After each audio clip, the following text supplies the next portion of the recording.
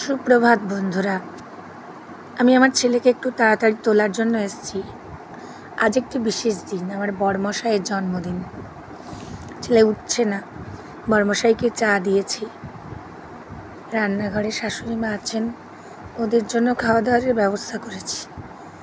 সকালে আজকে রান্না করেছি খিচুড়ি, আলু ভাজা। এই দিয়ে সকালটা চলুক, দুপুরবেলা দেখি কি রান্না করা যায়। খিচুড়ি হয়ে গেছে, আর পাঁপড় ভেজেছি, এদিকে আলু ভাজা। এই দিয়ে ব্রেকফাস্টটা তো হোক। লুচি করার খুব শখ ছিল, কিন্তু ছেলে স্কুলে আজকে যেতেই হবে ছেলেকে, সেজন্য বাধ্য হয়ে ছেলে স্কুল বন্ধ করতে পারলাম না, লুচিটা করার সময় হলো না। যাই হোক, ওদের দুজনকে, ছেলে চলে এসছে, স্কুলে দেরি হয়ে যাচ্ছে, ও খাওয়া দাওয়া করবে। ওদের দুজনকে, ওকে শাশুড়ি মাকে খাইয়ে বড়মশাইয়ের জন্য খাবারটা দেব, দিয়ে সেই খাবারটা তো আমি খাই, বড়মশাইয়ের খাবারটা। ছেলে এসে নিজেই সব গুছিয়ে নিল। এবার খাওয়া দাওয়া হয়ে গেছে, সেই ভিডিওগুলো আর করলাম না। ছেলেকে স্কুলের জন্য মোটামুটি রেডি করে দিয়েছি, এবার স্কুলে নিয়ে যেতে হবে। আমি বুঝতেই পারছি না, আমি একা মানুষ, জুতো সেলাই থেকে চণ্ডীপাঠ সবটাই করতে হয়। শাশুড়ি মা অসুস্থ, আমি শাশুড়ি মার ছেলে।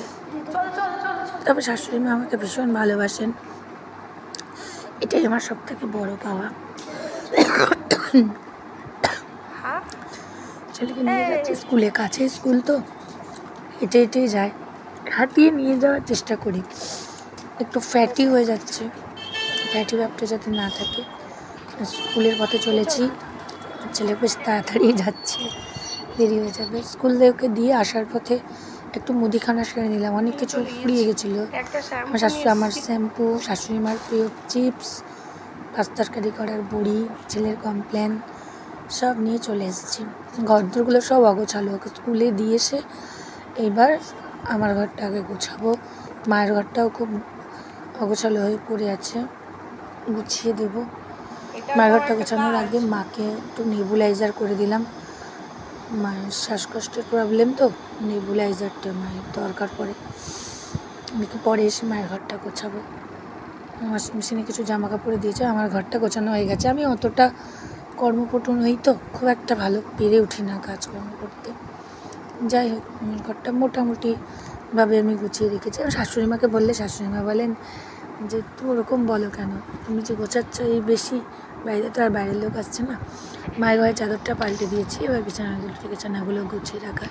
আমার ঠাকুমার, শাশুড়ি মা রেডিও শোনেন, বই পড়েন, উনি কোনো পিএনপিসি পছন্দ করেন না, কোনো ট্রিপিক্যাল শাশুড়ির মতো নন।